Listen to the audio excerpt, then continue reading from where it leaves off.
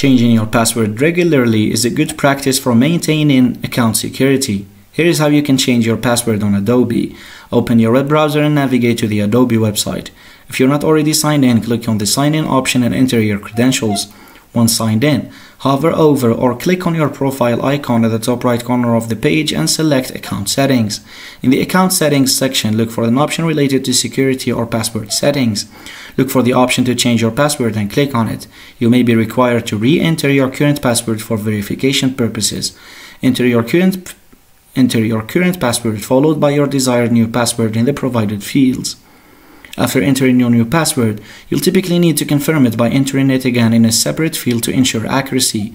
Once you've entered and confirmed your new password, look for a Save button and save your changes.